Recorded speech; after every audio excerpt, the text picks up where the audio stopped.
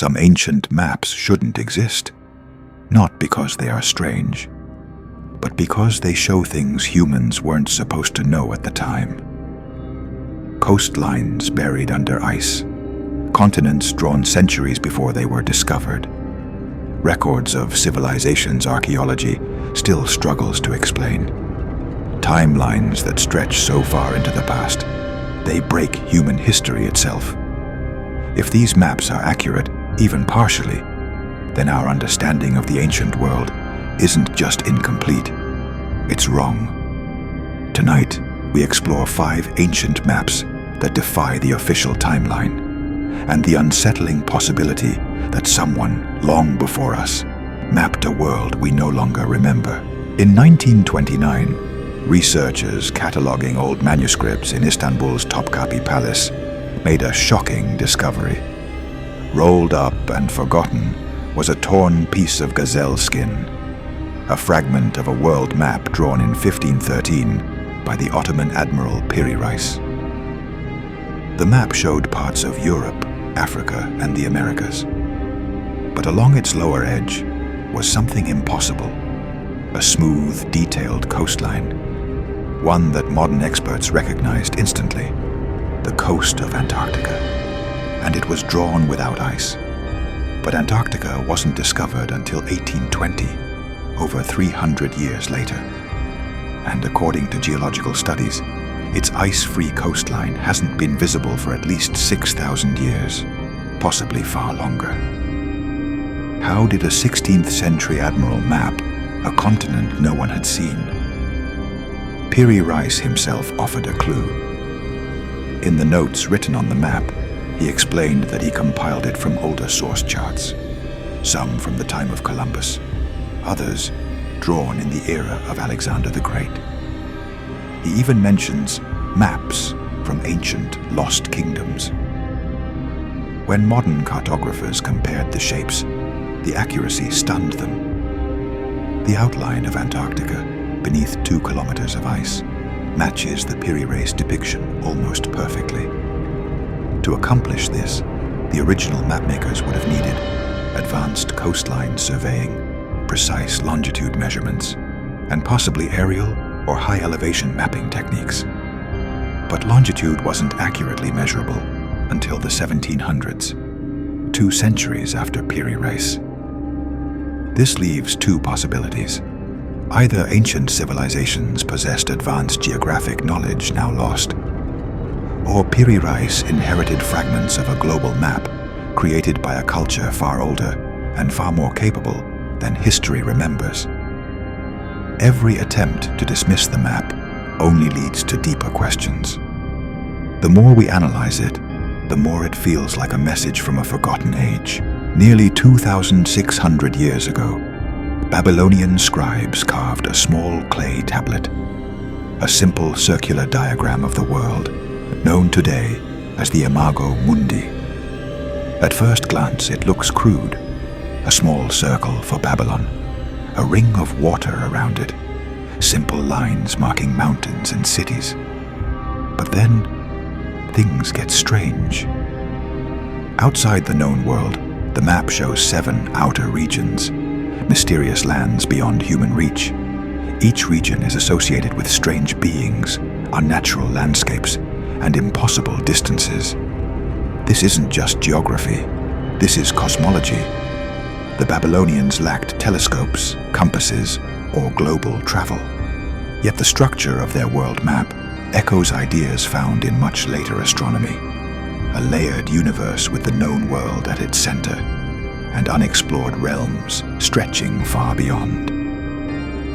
Even more mysterious, these outer regions match Sumerian descriptions of realms visited by sky beings, figures who came from above, taught knowledge, and departed.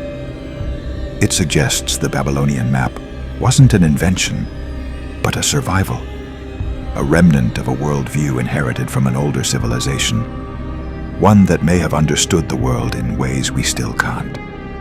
If the Imago Mundi is truly based on earlier sources, it may represent humanity's first attempt to depict the cosmos itself, not just the Earth. a map of our world and of the worlds beyond. The Zeno Map, published in 1558, but based on documents from the 1300s, has long been dismissed as a hoax. But modern analysis is changing everything. The map depicts Greenland, Iceland, and several islands in the North Atlantic, and something even more shocking, parts of North America, drawn over a century before Columbus. Historians initially rejected the map, but satellite studies have revealed something incredible. Certain coastlines on the Zeno Map match actual land formations now buried under ice. This means the mapmakers drew shapes they could not have seen in the 1300s, not without access to far older knowledge. The Zeno brothers wrote that their information came from northern explorers, sailors who traveled far west into unknown waters. Their descriptions line up with Inuit oral traditions about pale-skinned sailors who arrived long before Europeans officially explored the region. Even more intriguing, some islands depicted on the map correspond to underwater ridges that were above sea level thousands of years ago. So the Zeno Map may not be a fraud at all.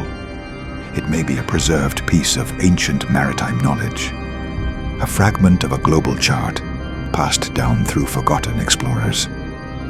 If true, then the story of the Atlantic is far older, far more complex, and far more mysterious than modern textbooks admit. In 1502, an Italian agent named Alberto Cantino smuggled a massive world map out of Portugal. This map, the Cantino Planisphere, is preserved today, and it contains details that simply should not exist. It shows the entire eastern coastline of Brazil, extremely accurate distances between Africa and South America, detailed Caribbean islands, precise curves of West Africa, and surprisingly, correct proportions.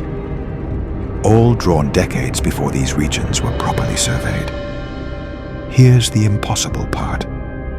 To draw accurate coastlines across vast distances, you need the ability to calculate longitude, a problem that wasn't solved until the 1700s.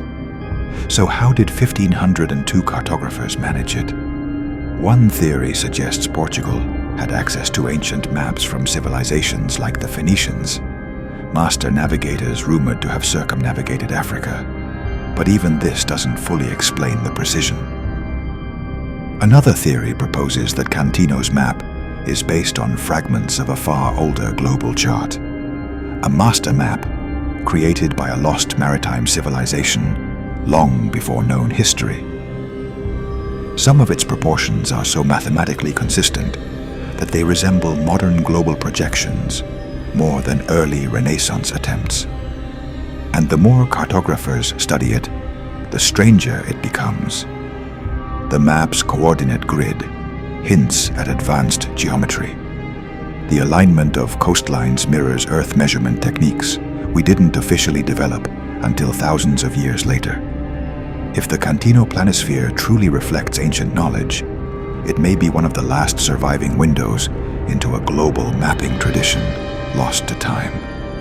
A map that feels less like a discovery and more like a remnant of something older. Something we weren't meant to forget. Not all maps show geography, some map time. The Sumerian King List, discovered on clay tablets in Mesopotamia, records the rulers of ancient Sumer, but with reign lengths that seem impossible. Some kings rule for 18,000 years, others for 24,000, one for 43,200 years. Mainstream historians dismiss these numbers as symbolic, an attempt to make early kings appear divine. But the King List includes something unusual, a description of a catastrophic flood, a world-resetting event, after which the list continues seamlessly, with perfectly preserved order. It treats pre-flood and post-flood kings as part of the same historical continuum, not mythology, chronology. Some researchers propose that the King List preserves distant memories of a pre-flood civilization, a culture whose rulers lived far longer because they belonged to a different era, a different world, or perhaps a different kind of humanity. Others see mathematical patterns in the numbers, multiples of sacred Sumerian units, suggesting that the list encodes astronomical cycles or lost calendars. If true, the King List may be a time map, a record of ages stretching back far beyond the limits of archaeology. A reminder that our history may be just the final chapters of a story much older than we imagine, from Antarctica drawn centuries before discovery, to cosmic Babylonian diagrams, to forgotten Atlantic explorers, to coastlines measured with impossible accuracy, to timelines that stretch into the deep past. These ancient maps don't just challenge history, they rewrite it. If they're real, then someone long before us had knowledge we can't explain. Maybe an advanced civilization lost to time. Maybe a global culture erased by catastrophe. Or maybe we're only now rediscovering fragments of a world humanity once knew. One thing is certain. These maps shouldn't exist, but they do. And they may hold the key to a history far older, far stranger, and far more mysterious than we ever imagined.